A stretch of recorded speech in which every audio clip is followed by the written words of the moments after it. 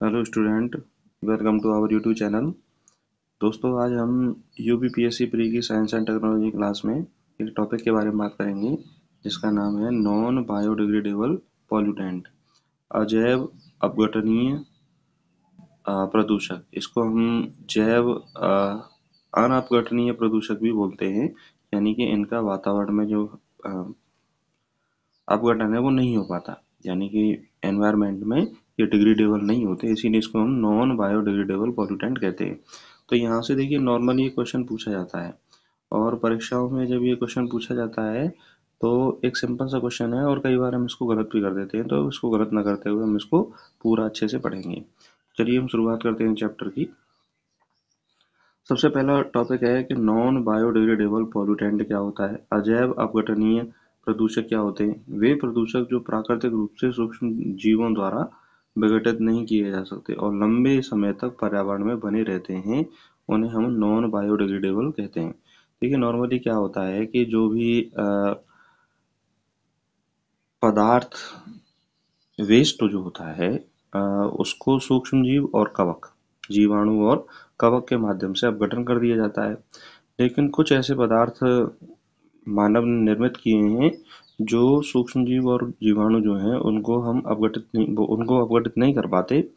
तो उन्हीं पदार्थों को हम क्या बोलते हैं, अजैव अपघटनीय पदार्थ, यानी कि नॉन बायोडिग्रेडेबल पॉल्यूटेंट कहते हैं। तो ये लंबे समय तक एनवायरनमेंट बने रहते हैं और जब ये पर्यावरण में लंबे समय तक बने रहते हैं तो ये पर्यावरण को लंबे समय तक नुकसान भी पहुंचाते हैं।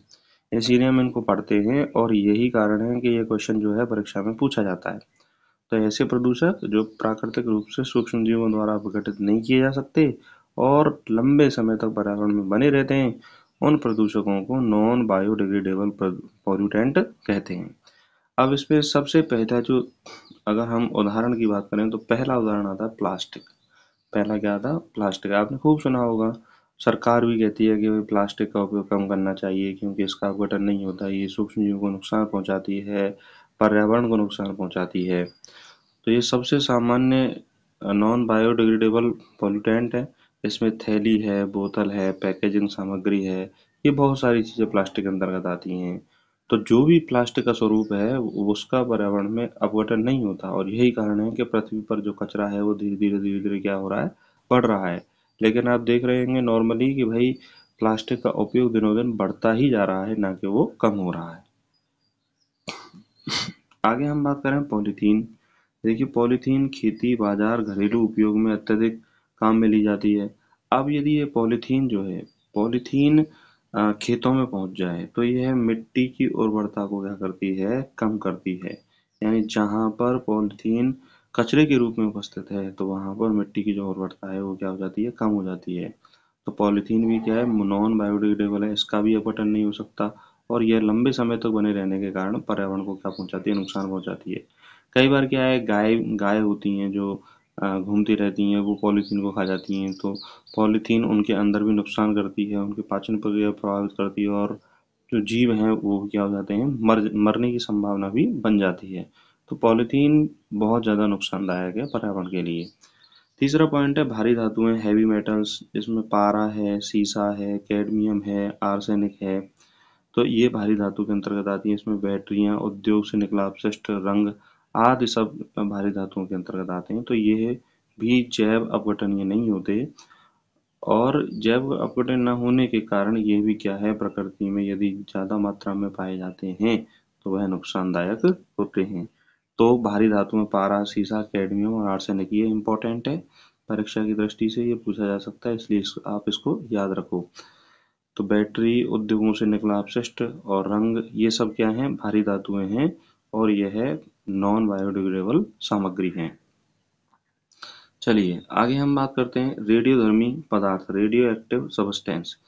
यूरेनियम, प्लूटोनियम भी नॉन बायोडिग्रेडेबल हैं। इनका उपयोग कहाँ होता है, परमाणु संयंत्रों, हथियारों के परीक्षण आदि से ये निकलते हैं और ये दीर्घकालिक जैविक क्षति जो है उत्पन्न करते हैं।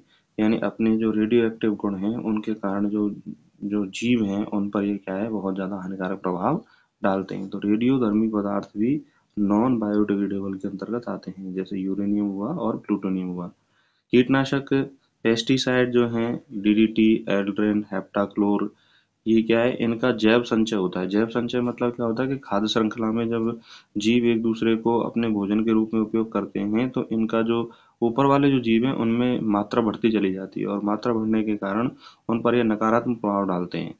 तो जैव संचय जैव आवर्धन के लिए जिम्मेदार होते हैं, और जिसके कारण जीवों की मृत्यु हो जाती है और जनसंख्या में क्या आती है, कमी आती है।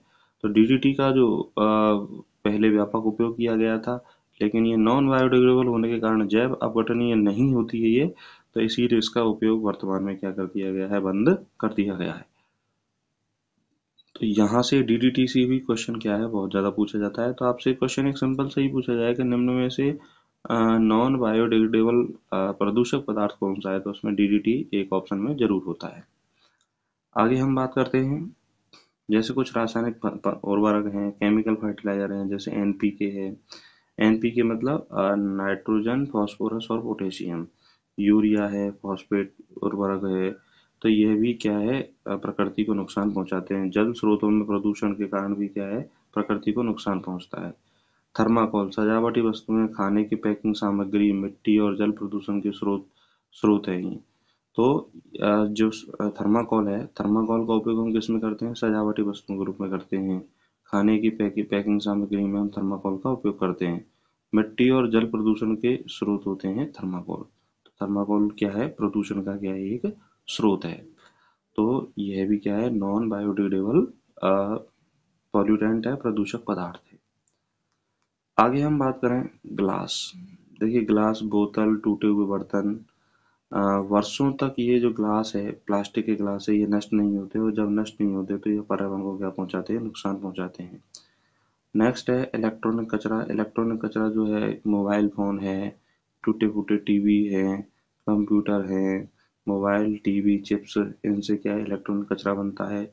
और इसमें भारी धातुएं होती हैं, जहरीले रसायन होते हैं जो पर्यावरण को नुकसान पहुंचाते हैं, और इनका भी अपघटन नहीं होता। तो यह भी पर्यावरण को नुकसान पहुंचाने के कारण ये नॉन बायोडिग्रेडेबल जो कचरा है वह नुकसान लंबे समय तक अपना प्रभाव दिखाता है। और नेक्स्ट है सिंथेटिक रसायन। सिंथेटिक रसायन में आते हैं आपके डिटर्जेंट। ध्यान दीजिए, डिटर्जेंट मतलब सर्फ। जो सर्फ होती है वो नॉन बायोडिग्रेडेबल होती है, साबुन बायोडिग्रेडेबल होता है। तो सर्फ का उपयोग हमें कम से कम करना चाहिए, साबुन का उपयोग करना चाहिए इस कपड़ों में। लेकिन वर्तमान में क्या हो रहा है, इसका जस्ट उल्टा हो रहा है। सर्फ का उपयोग ज़्यादा किया जा रहा है, साबुन का उपयोग कम किया जा रहा है। तो नॉन बायोडिग्रेडेबल होने के कारण ये पर्यावरण को क्या करती है, नुकसान पहुंचाती है। रंग हैं, पेंट्स हैं, ये नॉन बायोडिग्रेडेबल सॉल्वेंट हैं। ये जल स्रोतों और मृदा में विषाक्तता फैलाते हैं। ये इनका दुष्प्रभाव क्या होता है कि जो भी जल स्रोत हैं या फिर मिट्टी है, उसमें क्या है, जहरीलापन घोलते हैं, जिसके कारण पर्यावरण को क्या होता है, नुकसान होता है। अब हम बात करते हैं कि नॉन बायोडिग्रेडेबल जो पदार्थ होते हैं उनकी प्रमुख विशेषता क्या होती हैं। प्रमुख विशेषता ये होती हैं कि यह प्राकृतिक रूप से नष्ट नहीं होते, यानी प्रकृति में नष्ट नहीं होते, और जब प्रकृति में नष्ट नहीं होते, कचरे के रूप में पड़े रहते हैं, तो पर्यावरण को क्या करते हैं, नुकसान पहुंचाते हैं। पर्यावरण में बरसों या सदियों तक ये मौजूद रहते हैं, इसीलिए तो इसको कचरा कह रहे हैं। इनका जैव संचय होता है। जैव संचय का मतलब होता है जब खाद्य श्रृंखला में अ, भोजन के रूप में उपयोग किया जाता है, एक जीव को दूसरे जीव के द्वारा। पहले पौधों को शाकाहारी खाएंगे, शाकाहारी को मांसाहारी, मांसाहारी को उच्च मांसाहारी खाएंगे। तो पोषण स्तर में इनका जो स्तर है वो बढ़ता चला जाता है, और उसी को हम बायोमैग्निफिकेशन भी कहते हैं।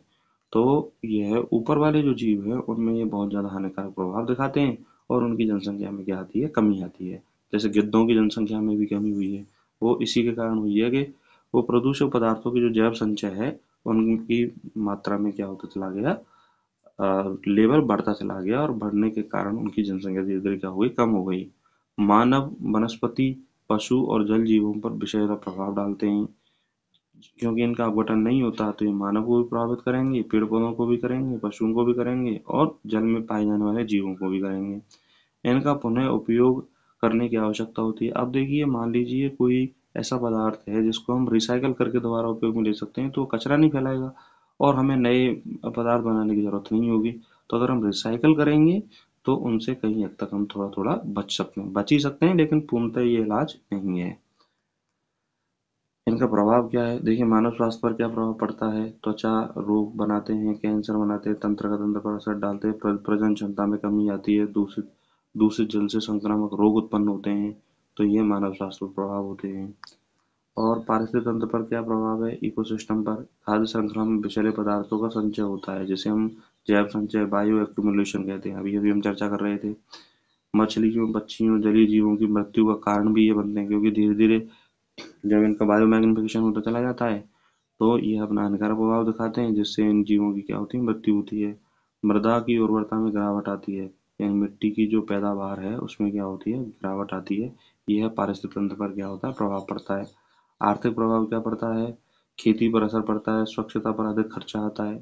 पर्यावरण क्षति के कारण पर्यटन व मत्स्य उद्योग में गिरावट आती है, यानी जो पर्यावरण की यदि क्षति हो गई तो पर्यटन है, मछली उद्योग है, उनमें धीरे धीरे क्या आ जाती है? गिरावट आती है पर्यावरण क्षति के कारण। अब हम बात करते हैं कि भाई ये देखिए जैव अनवगठनीय पदार्थ हैं, इनका जो नॉन बायोडिग्रेडेबल पॉल्यूटेंट हैं, प्रदूषक हैं, तो इनका नियंत्रण का क्या उपाय है? मैंने अभी अभी बताया था कि पहले तो इनका रीयूज कर लिया जाए या रिसाइकिल कर लिया जाए, तो नए पदार्थों के निर्माण की जरूरत नहीं होगी, और रीयूज रिसाइकिल करने से कचरा भी क्या होगा? कम होगा। जागरूकता, लोगों में जागरूकता फैलाई जाए कि भाई प्लास्टिक का उपयोग, पॉलीथीन का उपयोग कम से कम करें, जिससे कचरा कम से कम फैले। बायोडिग्रेडेबल विकल्पों का प्रयोग करना चाहिए, यानी हमें ऐसे थैलों का, ऐसे सामान की पैकिंग का यूज करना चाहिए जिनका जैविक अपघटन हो सकता है।